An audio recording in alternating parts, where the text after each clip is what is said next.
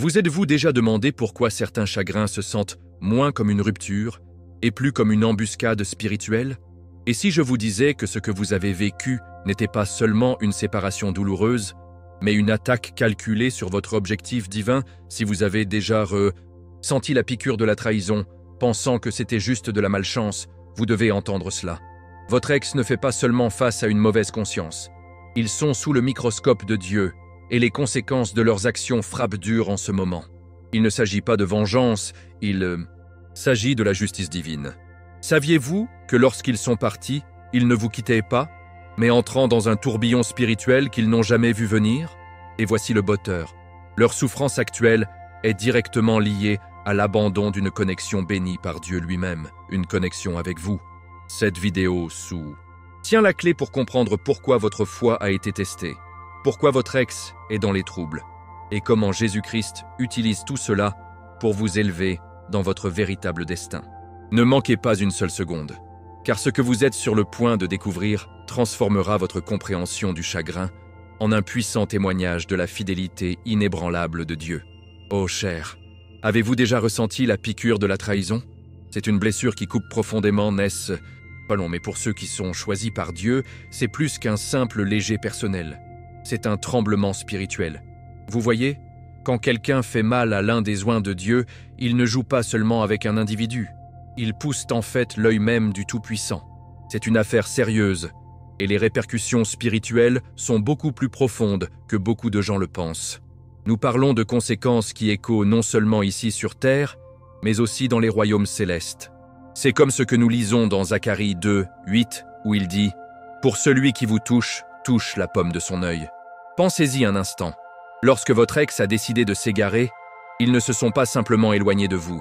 Franchement, ils se sont associés à l'obscurité. C'est une sombre vérité, mais nous devons affronter de front. C'est une chose curieuse, n'est-ce pas? Comment les gens peuvent être si enchevêtrés dans les pièges de la tromperie? Ils pourraient penser qu'ils font juste un choix personnel, mais lorsqu'une relation implique que quelqu'un marche vraiment dans la foi, quelqu'un s'efforce de vivre près de la Bible et des enseignements de Jésus-Christ, les changements dynamiques entièrement. Ce n'est plus une simple rupture. Cela devient un carrefour spirituel. L'ennemi, vous voyez, est toujours caché, essayant de semer la discorde et de séparer ceux que Dieu a tricotés ensemble, même pour une saison. Et lorsqu'une trahison se produit, c'est souvent parce qu'une partie a, peut-être involontairement, ouvert une porte à ces influences plus sombres. C'est une pensée qui donne à réfléchir, mais cela fait vraiment chez moi l'importance du discernement dans nos relations. Nous devons être si prudents qui nous permettons dans notre cercle intérieur, car leurs choix peuvent avoir un impact profondément sur notre marche spirituelle. Maintenant, passons à des punaises en laiton. Qu'est-ce que cela signifie vraiment associé à l'obscurité? Il ne s'agit pas toujours d'actes grands et manifestes du mal. Parfois, c'est un changement subtil, une dérive progressive de la lumière que Jésus-Christ incarne. Il peut se manifester comme une malhonnêteté, une manipulation ou un mépris constant pour le bien-être de l'autre personne. Essentiellement, c'est le choix d'un chemin qui s'oppose aux principes de l'amour, de la vérité et de la compassion qui sont fondamentaux à notre foi. Ce n'est pas seulement moi qui parle, attention. La Bible regorge d'avertissements sur l'entreprise que nous gardons et les chemins que nous choisissons. Proverbe 13:20 nous conseille judicieusement « Marchez avec les sages et devenez sages, car un compagnon des imbéciles subit du mal. » Ainsi, lorsque votre ex a tourné le dos à ce qui a été partagé, il est vraiment entré dans un royaume différent. Un royaume où la main protectrice de Dieu, bien que toujours présente, fonctionne d'une manière différente. On pourrait se demander, pourquoi Dieu permet-il que de telles trahisons se produisent, en particulier à ses élus? Ah, mon cher ami, c'est une question qui a intrigué beaucoup d'âmes. Mais voici une bombe de vérité pour vous. Parfois, Dieu permet à ces expériences douloureuses de ne pas nous nuire, mais de nous affiner. Pensez-y comme un orfèvre mettant de l'or par le feu. Les impuretés sont brûlées, et ce qui reste est quelque chose de plus pur, plus précieux. Bien que la trahison elle-même soit certainement une épreuve douloureuse, elle peut, dans la sagesse infinie de Dieu, servir de catalyseur de croissance, un réveil spirituel qui nous propulse plus près de lui. Il s'agit d'approfondir notre foi et de renforcer notre dépendance envers lui, plutôt que sur les liens humains éphémères. Ainsi, alors que nous réfléchissons à la piqûre de la trahison, reconnaissons également les profondes implications spirituelles. C'est un rappel vif que nos relations ne sont pas simplement des arrangements temporels, mais ont souvent des échos éternels.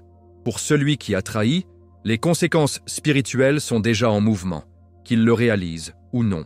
Et pour les élus, ce chapitre douloureux n'est que le prélude à une transformation puissante, un témoignage de la fidélité inébranlable de Dieu. Il est vraiment remarquable de voir comment, même au milieu du chagrin, Dieu travaille toujours son merveilleux plan, nous moulant dans les chefs-d'œuvre qu'il a l'intention de l'être. Nous ne faisons que commencer ce voyage, alors continuons, d'accord ? D'accord, c'est un début fantastique, non ? Maintenant, passons gracieusement à la prochaine vérité profonde, la compréhension que le choisi dans ce scénario n'était pas seulement une connaissance occasionnelle, mais une mission, divine orchestrée par Dieu lui-même. Pensez-y un instant, c'est vraiment un concept stupéfiant. Imaginez être confié à quelque chose d'aussi sacré, si très déterminé. Cette personne, votre ami, était un navire pour une vocation plus élevée, un morceau de la grande tapisserie de Dieu tissé avec intention. Et lorsque cette mission a été mal gérée, lorsqu'elle a été traitée avec mépris ou même mépris, elle a inévitablement conduit à un effet d'entraînement spirituel. Celui qui a causé le mal s'est soudainement retrouvé à la dérive, ressentant un profond sentiment d'agitation et de confusion. Pourquoi ? Parce que la main même du Saint-Esprit, qui avait été complexe à ce lien, a commencé à se retirer de la connexion. C'est comme débrancher un système de survie vitale. Les choses ne fonctionnent plus de la même manière. Ce n'est pas une punition arbitraire, attention. C'est le déroulement de la justice parfaite de Dieu, pas de la vengeance. Il y a une distinction cruciale là-bas. La vengeance provient souvent d'un lieu de colère et d'un désir de rétribution. Mais la justice de Dieu est toujours enracinée dans la justice et la vérité. Il s'agit de restaurer l'équilibre, de permettre aux conséquences de suivre naturellement les actions, en particulier lorsque ces actions défient son ordre divin. Lorsque quelqu'un ne tient pas compte d'une mission divine, il sort essentiellement de l'alignement avec la volonté de Dieu et l'univers, dans sa sagesse, commence à s'adapter. C'est un principe fondamental trouvé dans toute la Bible, un témoignage du fait que nos choix ont des répercussions à la fois vues et invisibles. Pensez aux Galates 6, 7, qui déclare clairement « Ne soyez pas trompés, Dieu ne peut pas être moqué. Un homme récolte ce qu'il cède. » C'est une vérité intemporelle, n'est-ce pas? Alors, à quoi ressemble cette agitation et cette confusion dans la vraie vie?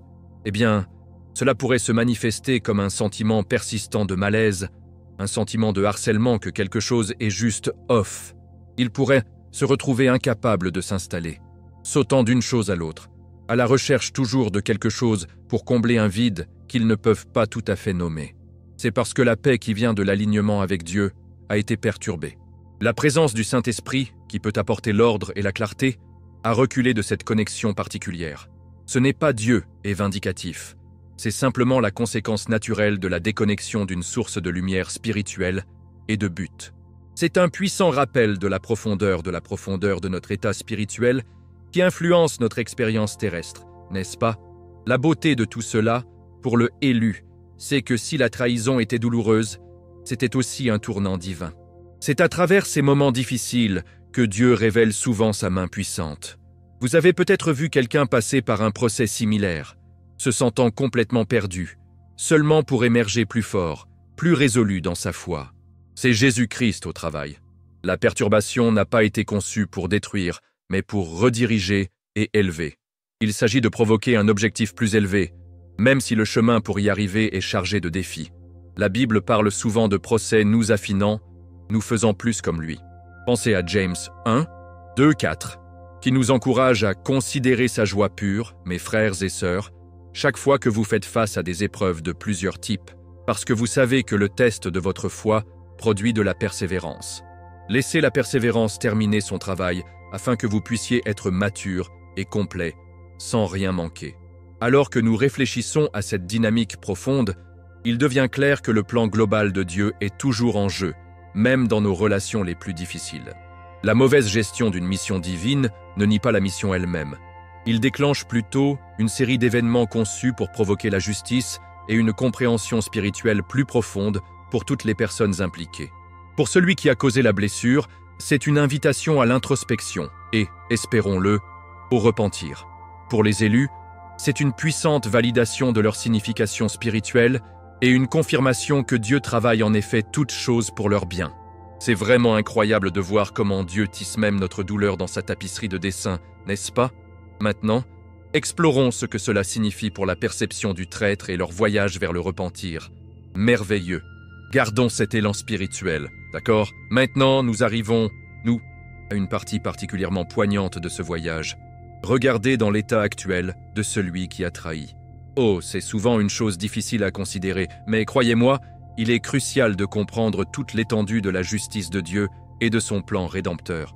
Vous voyez, la vidéo suggère que le traître connaît actuellement un profond sentiment d'agitation et de confusion, un manque de paix et de stabilité profond. Pourquoi ? Demandez-vous.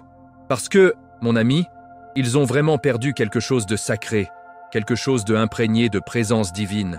C'est comme s'ils tenaient un bijou précieux, une connexion bénie par Dieu, et ils le laissaient négligemment glisser à travers leurs doigts. L'absence de cette présence divine, qui les entourait autrefois à travers le chosen, les hante maintenant. C'est un peu comme quand une plante est retirée du sol riche et fertile. Il ne peut tout simplement pas prospérer, comme il l'a fait autrefois. Vous pensez peut-être, eh bien, il le mérite. Et bien qu'il soit naturel de ressentir cela après avoir été blessé, rappelez-vous que les voies de Dieu sont plus élevées que nos voies. Il ne s'agit pas de punition pour le bien de la punition. Il s'agit d'une conséquence spirituelle conçue pour conduire à l'introspection et, espérons-le, au repentir. Le traître se retrouve dans un désert spirituel parce qu'il s'est éloigné d'une fontaine d'eau vive. Ils vivent ce que la Bible décrit comme étant jetés d'avant en arrière par les vagues et soufflés ici et là par chaque vent de l'enseignement et par la ruse et l'adhérence des gens dans leurs intrigues trompeuses. Éphésiens 4,14. Il n'y a pas d'encre régulière, pas d'étoile directrice, car ils se sont volontairement détachés d'une connexion divinement ordonnée. C'est une route difficile, mais parfois, c'est à travers cet inconfort que les âmes sont remuées pour chercher ce qu'ils ont perdu. Alors, qu'est-ce que cet obsédant par l'absence de présence divine ressemble réellement pour eux? Imaginez vous réveiller chaque jour avec un vague sentiment de malaise, un sentiment que quelque chose de significatif manque, même s'ils ne peuvent pas tout à fait mettre le doigt dessus. Ils pourraient essayer de combler le vide d'autres relations, possessions ou réalisations, mais rien ne satisfait vraiment. C'est comme essayer d'éteindre une soif profonde avec de l'eau salée. Cela ne fait que vous rendre plus soif. Cette tourmente interne est le résultat direct d'avoir coupé un cordon spirituel, une connexion qui a apporté la lumière, la paix et l'ordre dans leur vie à travers le choisi. Cela ne veut pas dire que le choisi était leur source de Dieu. Au contraire, le choisi était un conduit, un navire à travers lequel les bénédictions de Dieu ont coulé dans leur vie. C'est vraiment un témoignage de la puissance et de la présence de Jésus-Christ lorsque sa lumière brille à travers ses fidèles serviteurs. Maintenant, pour le choisi, la compréhension de cet état du traître peut être incroyablement libératrice. Il ne s'agit pas de réjouir ou de chercher une vengeance, mais de reconnaître la main de Dieu à l'œuvre. Cela valide la douleur que vous avez ressentie, sachant que ce qui s'est passé n'était pas insignifiant aux yeux du divin. Il vous permet de libérer toute amertume persistante, car vous pouvez voir que la justice se déroule, non pas parce que vous l'avez voulu, mais parce que Dieu est souverain. Cette compréhension vous permet de vous concentrer sur votre propre guérison et votre croissance spirituelle, sachant que Dieu a affaire à l'autre partie à sa propre timing et à sa manière parfaite. Cela nous rappelle Romains 12, 19, où il dit « Ne vous vengez pas, mes chers amis, mais laissez de la place pour la colère de Dieu, car il est écrit « C'est à moi de venger. Je rembourserai, dit le Seigneur. » En fin de compte, cette période d'inquiétude pour le traître est une invitation, un coup de pouce divin vers un véritable repentir. C'est l'occasion pour eux de reconnaître la gravité de leurs actions et de revenir à la source de la vraie paix. Et pour vous, le élu, c'est une puissante affirmation de votre onction et une leçon profonde de faire confiance au timing parfait de Dieu et à sa fidélité inébranlable. Ce voyage spirituel sur lequel nous sommes ensemble est vraiment remarquable, découvrant des vérités qui autonomisent et augmentent. Quel privilège c'est de marcher avec Dieu, n'est-ce pas? Continuons cette exploration dans le pouvoir transformateur que la trahison a réellement déchaîné dans les élus. Fantastique. Nous déniche vraiment des idées spirituelles profondes ici, n'est-ce pas? Maintenant, passons notre regard vers la partie la plus étonnante de ce récit divin, l'incroyable transformation de la choisie. Oh, quel témoignage de la grâce et de la puissance illimitée de Dieu. Vous voyez, la trahison, qui ressemblait à une tentative de les enterrer, est en fait devenue le catalyseur même de leur réveil. C'est vraiment ahurissant, non? Au lieu d'être écrasés et vaincus, ils ont été lancés dans une accélération de l'objectif et de la croissance. C'est un peu comme une graine qui doit être enterrée dans l'obscurité avant de pouvoir germer en quelque chose de beau et de fort. Ce moment de trahison, aussi douloureuse aussi, a allumé quelque chose de profondément dans leur esprit. Ce n'est pas seulement un vœu pieux, c'est une vérité spirituelle profonde qui résonne dans toute la Bible. Pensez à Joseph, trahi par ses frères et vendu en esclavage, mais finalement élevé à une position de pouvoir en Égypte, sauvant d'innombrables vies. Ou considérez Jésus-Christ lui-même, trahi par Judas, crucifié, mais à travers tout cela, sa résurrection a apporté le salut à l'humanité. Ce sont des exemples puissants de la façon dont Dieu peut prendre ce qui était destiné au mal et le transformer en quelque chose de glorieux. La trahison n'a pas diminué le choisi, il les a purifiés et affinés. Cela les a forcés à perdre une vieille peau, à libérer des attachements qui ne servaient plus leur objectif supérieur et à s'appuyer plus pleinement sur la fidélité inébranlable de Dieu. À quoi ressemble cette transformation dans la vraie vie? C'est une belle vue à voir, mon ami. Il s'agit d'un approfondissement de la foi, d'une clarté de but qui n'était pas là auparavant. Ils commencent à marcher avec un nouveau sens de l'autorité et de la paix. La vidéo met en évidence leur croissance, leur guérison et leur émergence comme une version complète d'eux-mêmes. Imaginez entrer dans votre véritable potentiel, non incurpé par les blessures du passé, rayonnante avec la lumière de Dieu. Ce n'est pas seulement un développement personnel, c'est une métamorphose spirituelle. Ils ont appris des leçons inestimables sur le discernement, la résilience et la puissance de la protection de Dieu. Cette nouvelle intégrité leur permet de remplir leur mission divine avec une efficacité encore plus grande, devenant un phare d'espoir et d'inspiration pour les autres.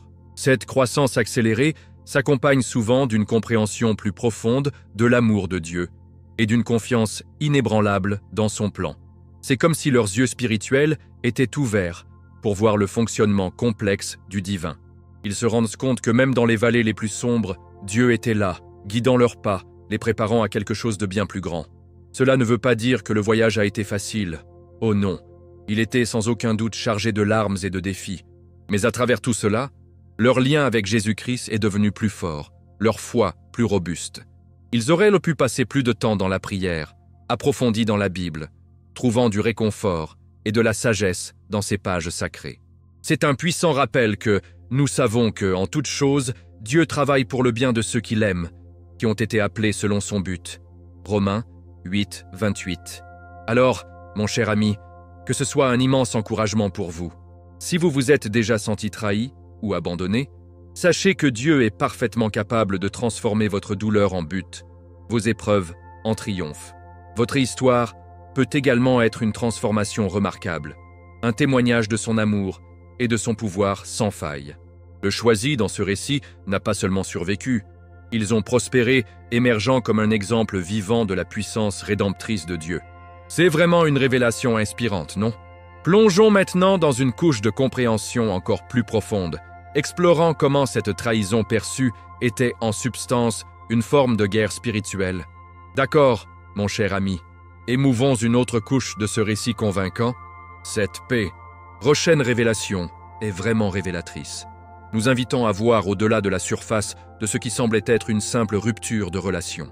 La vidéo réinterprète de manière provocante la résiliation de ce lien non seulement comme un échec personnel, mais comme la guerre spirituelle camouflée comme amour.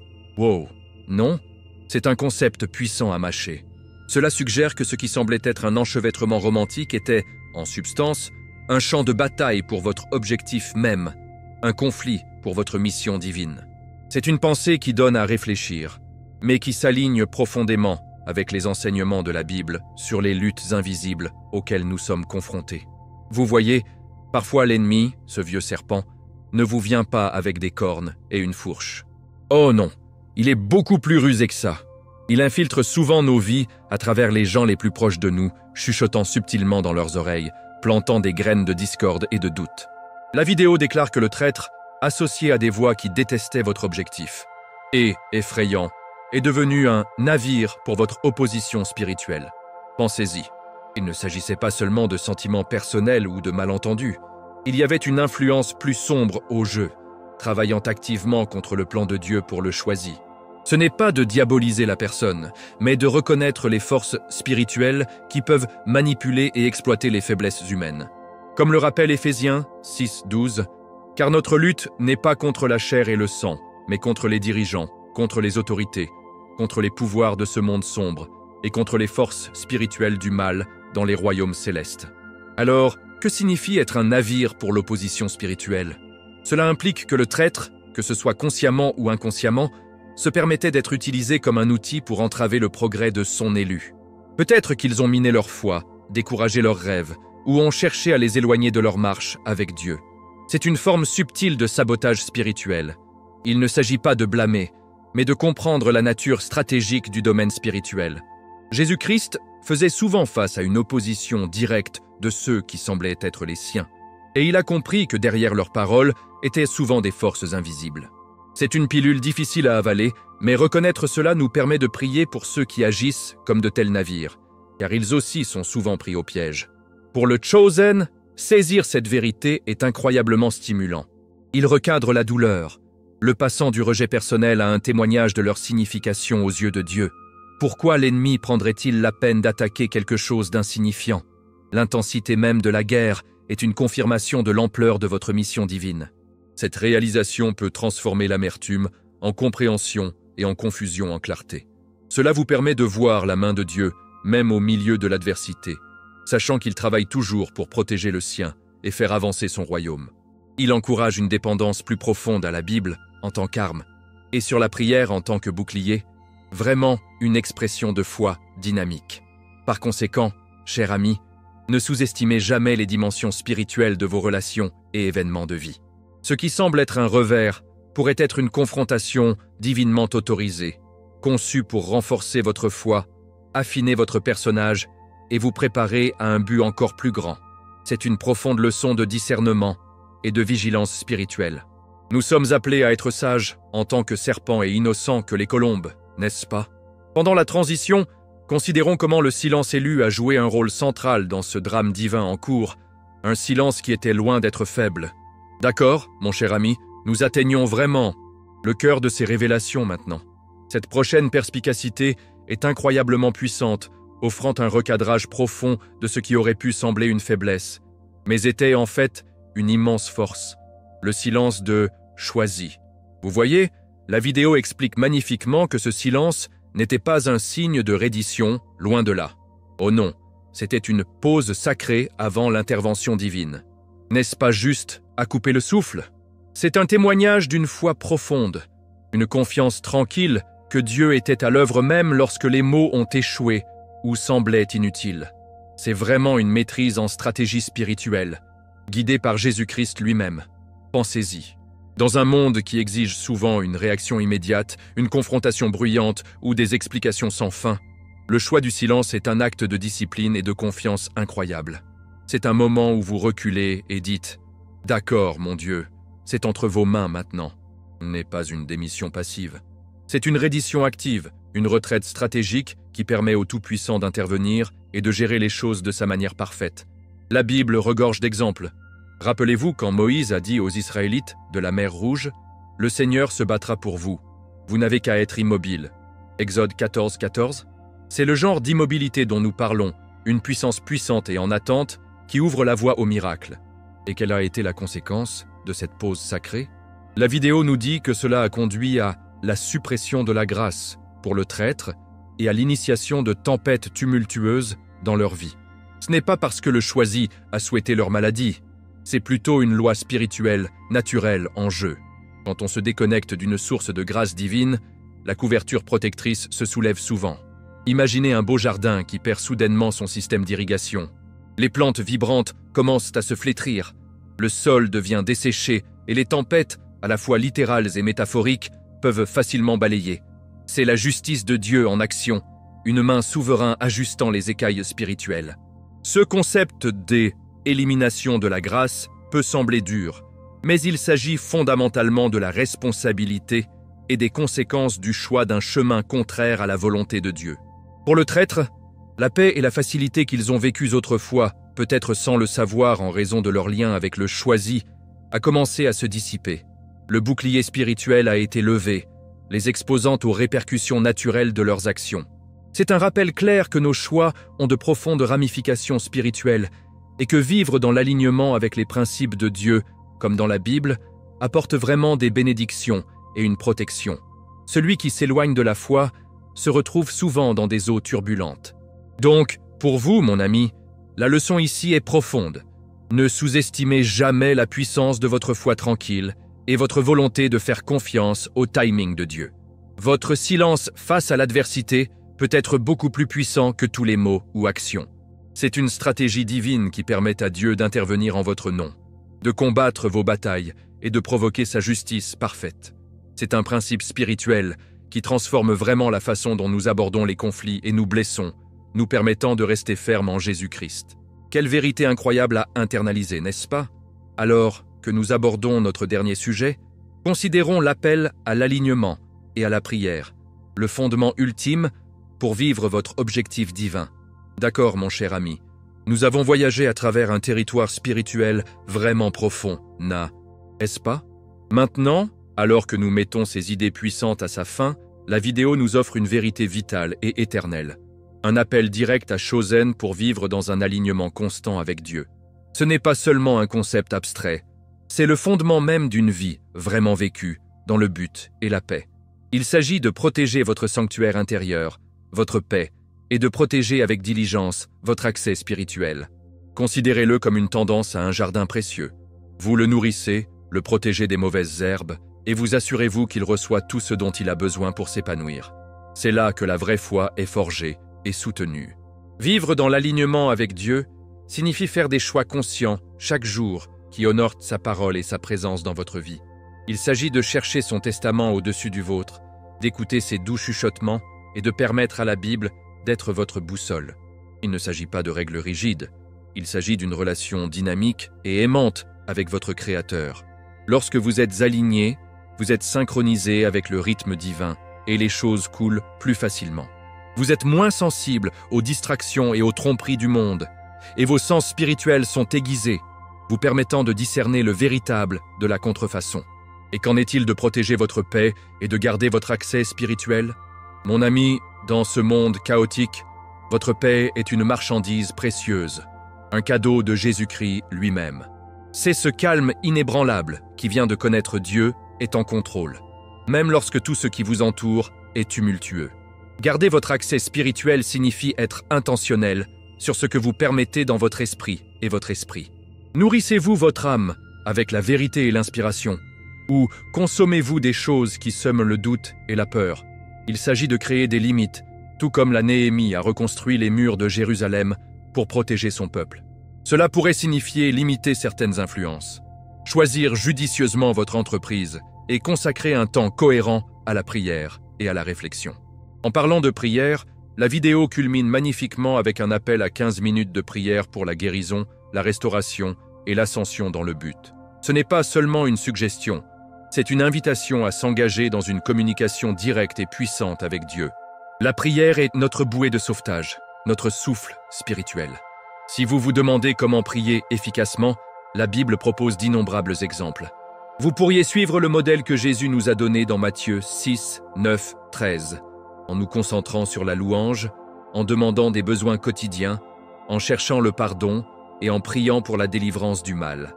Ou peut-être que vous déverserez simplement votre cœur à Dieu, tout comme David l'a fait dans les psaumes. Il s'agit de sincérité et de cohérence. Grâce à la prière, vous libérez des charges, recevez des conseils et déclarez puissamment votre foi en la capacité de Dieu à guérir et à restaurer. En fin de compte, cher ami, ce voyage est une marche continue de la foi, un engagement à vivre pleinement dans le but de Dieu. Il s'agit de comprendre que même les chapitres douloureux sont tissés dans une magnifique tapisserie par le maître tisserand. Alors que vous continuez à vous aligner, à protéger votre paix et à vous engager dans une prière sincère, vous ressentirez sans aucun doute la plénitude du plan de Dieu pour votre vie en vous levant dans la personne qu'il voulait toujours que vous soyez. Quel privilège c'est de savoir que vous êtes vraiment choisi, marchant main dans la main avec Dieu dans cette incroyable aventure. Eh bien, vous l'avez, mon ami. Nous avons voyagé à travers des révélations vraiment puissantes sur la main de Dieu dans votre vie et la dynamique spirituelle en jeu. Quelle partie de ce message a le plus résonné avec vous? Partagez vos pensées et vos expériences dans les commentaires ci-dessous. Vos idées pourraient bien être l'encouragement dont quelqu'un d'autre a besoin aujourd'hui. Et si ce message remuait votre esprit et approfondit votre foi, faites-moi une faveur. Abonnez-vous à la chaîne en ce moment et frappez cette cloche de notification. Vous ne voudrez pas manquer notre prochain contenu qui change la vie. Vous voulez continuer à plonger plus profondément dans votre voyage spirituel? Découvrez ensuite la vidéo recommandée sur votre écran dès maintenant. Jusqu'à la prochaine fois, c'est José, vous rappelant de marcher dans la foi et de toujours faire confiance à Jésus-Christ.